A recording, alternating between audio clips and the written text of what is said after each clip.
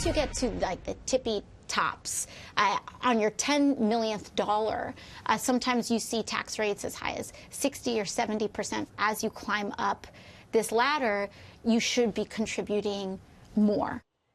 Well, that's Alexandria Ocasio-Cortez, a congresswoman floating a massive tax hike on the rich to fund what she calls a Green New Deal related to climate change, claiming now that wealthy Americans should be contributing more. But according to a Bloomberg analysis of 2016 tax returns, the top 1% of taxpayers already pay a greater share of income taxes, 37.3%, than the bottom 90% combined. So here to help us break down the numbers, Director of Strategic Initiatives at Americans for Tax Reform, Paul Blair. Good morning, Paul. Good morning. Thanks for having me. So just give me your general reaction before we dig deep on the numbers, because I see that the Congresswoman has been tweeting a lot in the last 12 hours, going after the House Republican whip, for example, Steve Scalise, and saying you don't understand economics.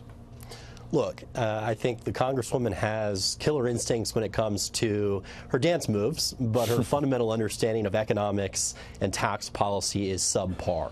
Here's the reality. As you've pointed out, the top 1% already pay 37% of all federal income taxes. Break that down even further, the top 3% are paying over half of all federal income taxes as a share of all paid in 2016, which is the most recent data that we have.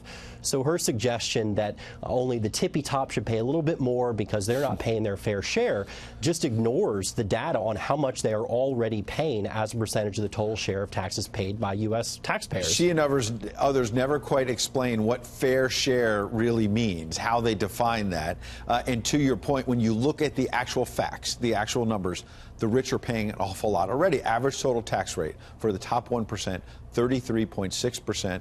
Top 10% of taxpayers, top 10%, paid 69% of total individual income taxes in 2016. And finally, top 50% of taxpayers paid, yes, 97% of total individual income taxes in 2016.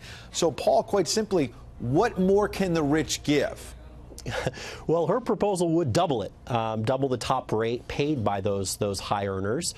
She suggests that it would kick in at above $10 million. But there's not a lot of money left. I mean, to my point that she doesn't necessarily understand economics, high earners have the ability to adjust how they are paid. It's not necessarily salaried income that they're making. They make this money in terms of dividends or investments that they make. And so you raise these taxes and people shift their investments to avoid higher taxes. And so what she would likely experience is no money to pay for a Green New Deal or infrastructure or any of the sort of left's favorite priorities for spending projects.